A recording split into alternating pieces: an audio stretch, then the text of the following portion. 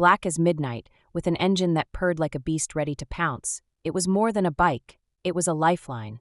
We'd been drifting apart for years, him chasing trouble and me chasing sanity, and I figured this gift might pull us back together. I could still hear his laugh from when we were kids, racing sticks down the creek behind our old house. That sound had faded, replaced by excuses and silences, but I wasn't ready to let it go. The day of his birthday, I rolled the bike into his backyard party, tarp yanked off with a flourish. His buddies hooted, beers raised, but Jace just stood there, jaw slack, eyes wide like a kid who'd stumbled into a dream. "Mara, you didn't," he said, running a hand along the chrome. I grinned, chest tight with something I hadn't felt in ages. Hope. I did. Built it from scratch. Thought we could ride together like old times. He threw an arm around me, promising epic trips, his voice loud and warm. For once, I believed him. The party blurred on, music thumping, and I left that night thinking maybe, just maybe, I'd crack through his walls. A week later, that hope shattered. I was at the shop, elbow deep in an oil change, when my buddy Cal dropped the bomb. "Saw Jace's bike online," he said, casual as if he hadn't just punched me in the gut. "Some listing on a gearhead forum. Went for a fat stack, too."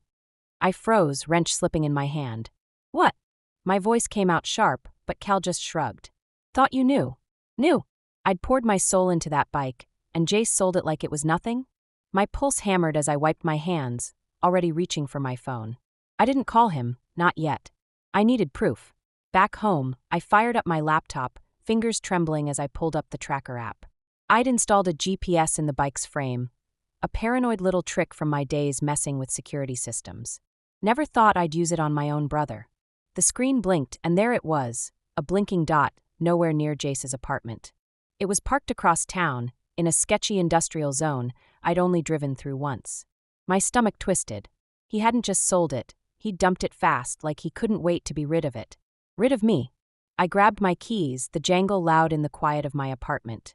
I could have called him, demanded answers, but that wasn't my style. I needed to see it, needed to know why. The drive was a blur, my mind racing faster than the engine under me. Had he needed cash that bad? Was he in trouble? Or was this just Jace being Jace, selfish, reckless, the brother I kept hoping he'd outgrow? I hated how much it hurt, how much I still cared. By the time I hit the industrial district, dusk was settling, and that blinking dot was all I had to hold on to. I parked a block away, boots silent on the pavement as I closed in.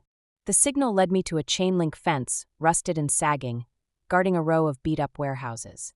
My bike, my bike, sat there, gleaming under a flickering streetlight, surrounded by a couple of thuggish types in leather jackets.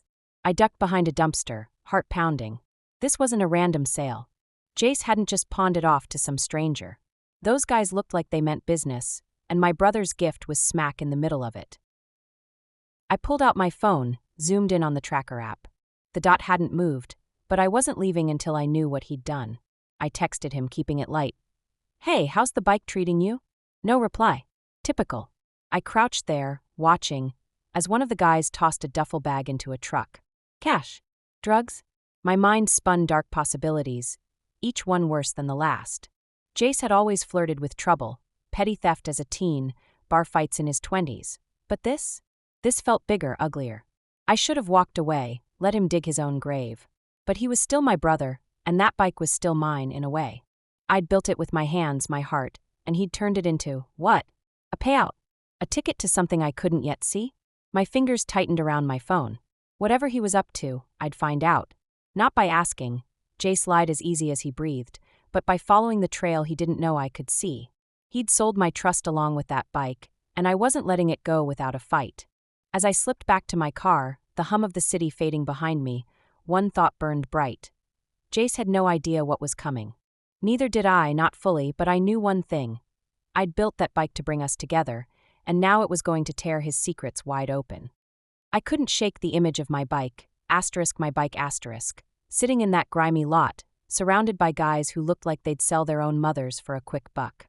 The drive home from the warehouse had been a haze of anger and questions, my knuckles white on the steering wheel. Jace hadn't texted back, not that I'd expected him to. He'd always been good at dodging me when it mattered most. But I wasn't dodging this. That tracker was my lifeline now, a thread I'd tug until his whole mess unraveled. By the time I got back to my apartment, the clock was pushing midnight. I didn't care. I yanked my laptop onto the kitchen table. The screen's glow harsh against the dark. The tracker app blinked alive, that little dot still pinned at the warehouse. I zoomed in, street names meaningless until I cross-checked them with a map. It was a dead-end district, old factories, abandoned lots, the kind of place you'd hide something dirty. My gut churned. Jace wasn't just flipping my gift for rent money. This was bigger. I grabbed my jacket and a flashlight, my mind already 3 steps ahead. I'd seen those guys with the duffel bag, heard their low voices through the fence. I needed more than a hunch. I needed proof. The drive back was faster, reckless even, my headlights slicing through the night. I parked farther this time, a block over, and crept toward the warehouse on foot. Every shadow felt like a threat, but I'd spent enough years fixing engines in rough shops to know how to move quiet and keep my nerve. The fence loomed ahead, same as before, but the lot was emptier now. My bike was still there, chained to a post like some prized trophy. I crouched low, peering through the links. 2 guys lingered near a truck, one lighting a cigarette, the other pacing with a phone pressed to his ear. "Yeah, the kid's in." I caught the words sharp in the still air. "Paid up with that bike. Race is tomorrow." My breath hitched. "Race? What race?" I edged closer, risking a better angle, and that's when I saw it. A stack of flyers on a crate, neon ink screaming, "Underground Showdown, big stakes, bigger wins." It clicked, brutal and fast. Jace had sold my motorcycle to buy into some illegal racing gig. Not just sold it, traded it like a poker chip for a seat at a table I didn't even know he played. My chest tightened, a mix of fury and something softer, sadder. How deep was he in? I pulled out my phone, snapped a photo of the flyer, and ducked back as the pacing guy turned my way. I held still, heart hammering, until he looked away. Close call, but I wasn't done.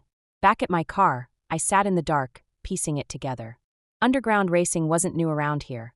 Whispers of it floated through the gearhead circles I ran in, but it was shady, run by people who didn't mess around. High buy-ins, higher risks. Jace had always chased thrills, but this was next-level stupid. I opened my phone, hesitated, then hacked into his messages through an old app we'd shared for emergencies. I wasn't proud of it, but pride was out the window. Text scrolled up, him bragging to some guy named Rico about scoring big with the bike, promising to clean up at the race. Another thread older caught my eye. "Thanks for the watch, man, flipped it for 500. You're the best." My jaw clenched. That was from last year, to our cousin Pete. I leaned back, the seat creaking under me. It wasn't just me. Jace had been running this game for a while, charming people, pocketing their generosity, feeding his adrenaline habit. The motorcycle was his jackpot, my months of work reduced to a wad of cash in his hand. I wanted to scream, to storm his place and shake him until he explained. But that wouldn't get me the truth. Jace lied like it was his first language. No, I had to hit him harder, somewhere he couldn't dodge. The flyer burned in my mind. Tomorrow night, that race was his big play. He thought he'd cashed out clean, left me in the dust with a fake smile and an empty promise. But I wasn't some mark he could fleece and forget. I'd built that bike with my own hands, poured my hope into it, and he'd turned it into his ticket to trouble. My fingers drummed the wheel, a plan forming sharp and wild. I wouldn't just confront him. I'd beat him at his own game. He wanted to race? Fine. I'd race him and I'd win. Not with words, not with tears, but with horsepower and guts. I started the car, the engine's rumble steadying me. I didn't know everything yet, how deep he was tangled, who he owed, but I knew enough. That tracker was my edge, and I'd use it to crash his party. He'd sold more than my bike. He'd sold the last shred of trust I'd clung to. Tomorrow, he'd see me coming, and I'd make damn sure he never forgot it. As I pulled away, the warehouse fading in my rearview, one thought fueled me. Jace had no clue the storm I was about to bring. I didn't sleep that night. The warehouse, the flyer, Jace's texts, they churned in my head like a bad engine, grinding away any chance of rest. By dawn, I was back in my garage, the one place I could think straight. Tools lined the walls, a chaos I'd tamed over years, and I needed that control now more than ever. Jace had sold my bike, my trust, and I wasn't about to let him ride off into his stupid race without a reckoning. I'd decided it in the car. I'd build a new bike, faster, meaner, and I'd show up where he least expected me, on that racetrack, ready to take him down. The idea hit me like a spark, wild and reckless, but it stuck. I'd race him, not just to win, but to shove his betrayal back in his face. I yanked a tarp off my spare frame, a lean, unfinished skeleton I'd been tinkering with for months. It wasn't much yet, but it could be. I grabbed my wrench, my hands moving before my brain caught up. Jace thought he'd left me behind, but he didn't know me. Not the real me, the one who'd spent years turning scrap into speed. Days blurred into nights. I barely ate, barely slept, just worked. The garage became my war room, every bolt and gear a weapon. I stripped the frame, rebuilt the engine from scratch, tweaking it for raw power. My hands shook sometimes, not from fatigue but from the fire in my chest. I kept seeing Jace's grin at his party, hearing his epic ride's promise, and then that flyer, *Underground Showdown star. He'd turned my gift into a gamble, and I'd make him choke on it. I dug through my parts bins, pulling a turbocharger I'd scored cheap last year. It was overkill, but I didn't care. This wasn't about practical, this was about beating him. I hacked into the racing circuit's dark web forum, using tricks I'd picked up from a shady client years back. The race was tomorrow, midnight, at an old quarry 10 miles out. Buy-in was steep, but winners took triple. Jace was listed, *Rookie J, Black Custom *, my bike. My stomach twisted, but I typed my entry, shadow no details. Let him wonder. I'd show up, and he'd know. I didn't have the cash to match his, so I pawned my old truck, ironic, right? And scraped the rest from savings. This wasn't about money. It was about us. The bike took shape fast, too fast, like I was possessed. I painted it matte gray, no flash, just purpose. The helmet came next, black, visor down, my disguise. I'd be a ghost until the moment I wanted him to see me. Every turn of the wrench was a memory. Jace stealing my comics as a kid, me covering for him when he crashed Dad's car, the way he'd hug me like nothing else mattered. Now, he'd hugged me while planning to sell my soul. I tightened the last bolt, hands steady now, and fired it up. The roar shook the walls, and I felt it. Power, mine, not his.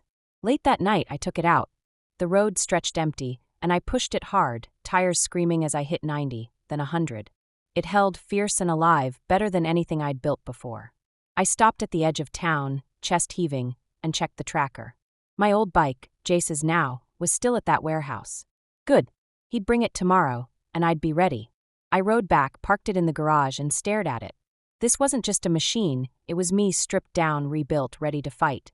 I thought about calling him, giving him one last chance to come clean. But I didn't. He'd lie and I'd cave like always. Not this time. I'd let him strut into that race, cocky and clueless, thinking he'd won.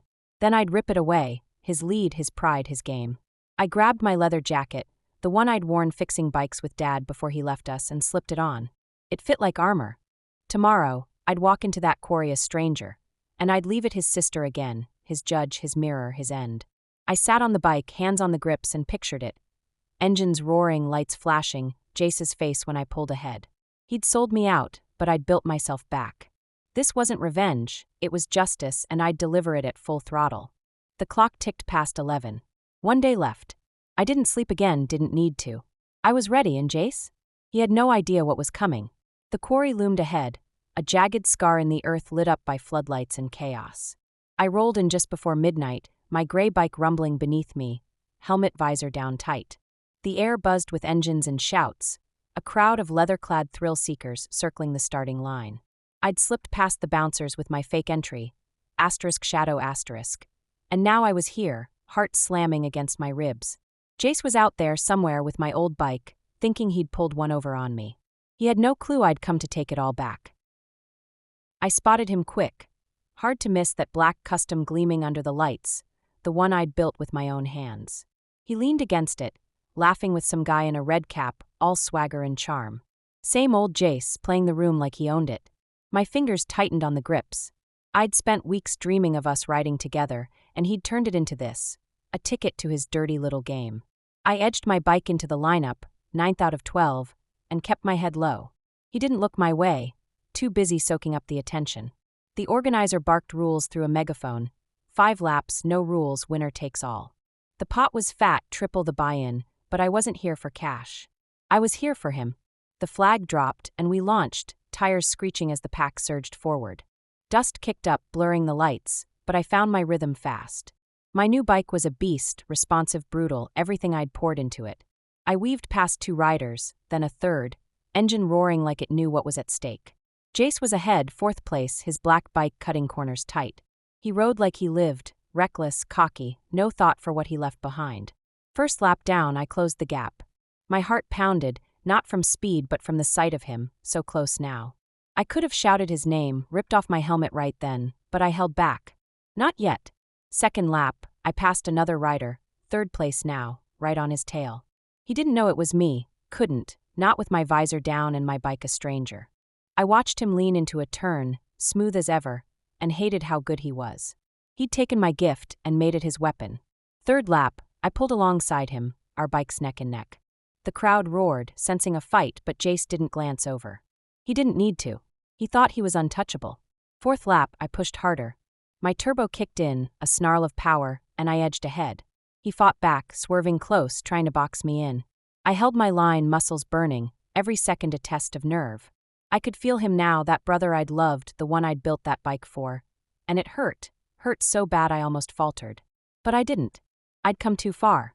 Final lap, and it was just us first and second, the rest of the pack choking on our dust. The finish line glowed ahead, a strip of neon in the dark. I had him inches away, and I couldn't wait anymore. I yanked off my helmet, hair whipping in the wind, and turned to him. Jace! His head snapped my way, eyes wide, mouth dropping open. I saw it all, shock, recognition, panic, before he jerked his bike, losing control for a split second. That was my shot. I gunned it full throttle and surged past him. The line flashed under me, first place mine, the crowd erupting as I slowed, chest heaving. Jace crossed second, skidding to a stop, and I swung off my bike, legs shaky but steady enough to face him. He tore off his own helmet, staring at me like I'd risen from the dead. Mara? What the hell? I cut him off, stepping close, voice low but sharp. You sold it, Jace. My bike. My work. For this? I waved at the chaos around us, bikes, bets, the whole ugly scene. He stammered, hands up like he could charm this away. I needed the cash, okay? It's not personal. Not personal? I laughed, bitter and loud. You've been scamming everyone, not just me. Pete's watch, Lisa's camera, all gone for your thrills. His face fell, guilt flickering, but he doubled down. You don't get it. This is my shot. Your shot's over, I said, pulling my phone from my pocket. I'd recorded it all, his texts, the flyer, the tracker's path. I've got proof, Jace. You're done. He lunged for the phone, but I stepped back, cool as steel. The crowd thinned, some heading for payouts, others eyeing us like we were the real show. He froze, breathing hard, and I saw it. The kid I'd protected, the brother I'd lost, drowning in his own mess. Sirens wailed, faint but closing in. Someone had tipped the cops. Races like this never stayed quiet long. Jace's eyes darted, panic setting in. Mara, please. No, I said, final as a slammed door. You made your choice. Now live with it. I turned, swung back onto my bike, and revved it. He shouted something, but I didn't look back. I'd won the race, but this wasn't over, not yet. He'd face me again, and next time, it'd be on my terms. I didn't ride far after the race, just to the quarry's edge, where the floodlights faded and the dawn started creeping in, gray and cold. My new bike idled beneath me, its growl a steady pulse against the chaos I'd left behind. Jace's face kept flashing in my mind, that split second of shock when I'd torn off my helmet, the way he'd faltered as I crossed the finish line. I'd won, beaten him at his own game, but the high was already souring. Winning wasn't enough. He'd sold my trust, my work, and I needed him to face it, not just run. The sirens were louder now, cutting through the quarry's din. The crowd had scattered, bikes peeling out, but I stayed put, watching. Jace hadn't followed me. He was still back there, probably scrambling for an exit. I swung off my bike, boots crunching on gravel, and pulled out my phone. The evidence glowed on the screen. His text to Rico, the sale receipts, the tracker's log tracing my old bike from his place to that warehouse. It was a noose, and I'd tightened it lap by lap. I'd planned to confront him right after the race, but he'd bolted when the sirens hit. Typical Jace, always slipping away. I walked back toward the track, slow and deliberate, my jacket heavy on my shoulders. The cops were closing in, lights flashing through the dust, and I saw him, Jace, darting between two wrecked bikes, helmet off, panic written all over him. He spotted me and froze, like a deer caught in my headlights. Mara, he shouted, voice cracking. You can't do this. I didn't flinch, just held up my phone. I already did. You sold my bike, Jace. You sold me. He stumbled closer, hands out, desperate. I was going to pay you back, I swear. The race, big payout. I'd have made it right. His eyes were wide, pleading, the same look he'd used when we were kids and he'd broken something of mine. Back then, I'd cave, clean up his mess. Not now. Pay me back. I stepped forward, voice steady but sharp. What about Pete's watch? Lisa's camera? How many times have you pulled this, huh? How many people? He flinched, guilt cracking through his bravado. It's not like that, I needed. You needed a thrill. I cut in. And you used us to get it. I swiped my phone, pulled up the texts, and read one aloud. Flip the bike for 10 grand, Rico. I'm in. That's what you wrote. 10 grand, Jace. That's what I was worth to you. He opened his mouth, but nothing came out.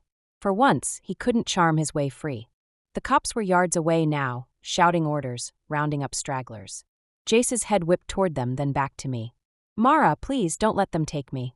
I'll fix it, No, I said hard and final. You don't get to beg now. You've got two choices. Pay everyone back, Pete, Lisa, me, or turn yourself in. I've got it all here. I shook the phone.